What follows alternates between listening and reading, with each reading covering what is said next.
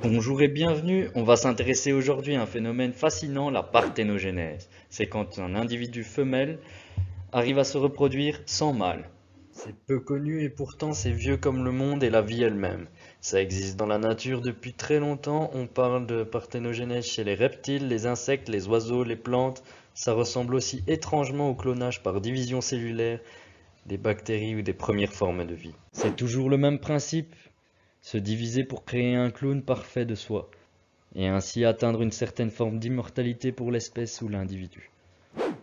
On peut retrouver ça dans la segmentation, couper une étoile de mer en deux, elle créera deux clones, mais aussi dans la scissiparité, dans la reproduction végétative, des spores, etc., etc. En fait, la grosse différence qu'il y a entre le mode de reproduction des premiers êtres sur Terre, les êtres unicellulaires, et la parthénogenèse, eh bien, ce sont les gamètes. Les gamètes, pour la suite de la vidéo, ce sont des cellules reproductives qui contiennent la moitié des chromosomes. Elles sont en général mâles ou femelles. Pour donner un exemple, chez le mâle, dans certaines espèces, c'est le spermatozoïde, et chez la femelle, c'est l'ovule. Alors on pourrait se poser la question, ça remonte à quand ce truc-là?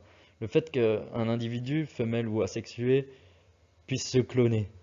Pour connaître l'origine du phénomène, il faut remonter au moins à 3,8 milliards d'années. C'est là qu'on a retrouvé la plus vieille trace de forme de vie. Et c'était des êtres unicellulaires qui se répliquaient, qui se clonaient. Eh bien, la réponse va sûrement vous surprendre. Donc ça a toujours existé, et le saviez-vous, certaines espèces de poissons, quand on les enferme uniquement entre femelles, vont réactiver cette capacité et utiliser la parthénogenèse pour pouvoir se reproduire.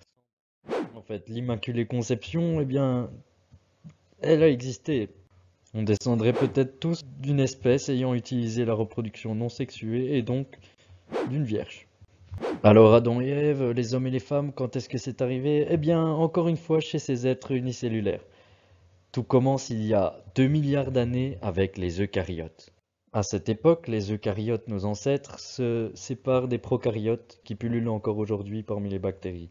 En plus d'un noyau, elles vont générer des gamètes, c'est-à-dire des cellules avec la moitié des chromosomes, mais aussi des cellules diploïdes, des cellules avec des chromosomes en double.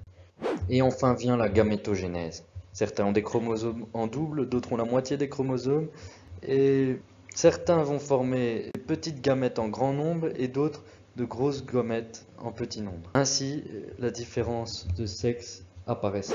Et avec elle naissait aussi l'évolution et en un battement de cils, la civilisation. On peut se poser aussi la question, fille ou garçon, qui était là le premier?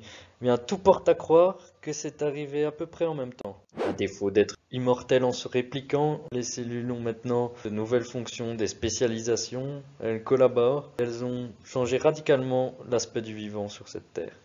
Il ne faut pas confondre parthénogenèse et hermaphrodisme.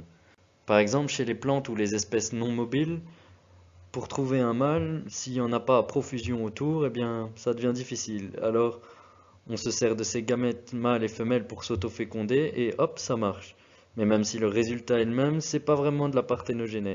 Pour l'hermaphrodisme, c'est un mode de reproduction plus récent, après l'apparition des gamètes. Ainsi, certaines espèces ont dû se retrouver forcées de s'autoféconder, comme la tomate.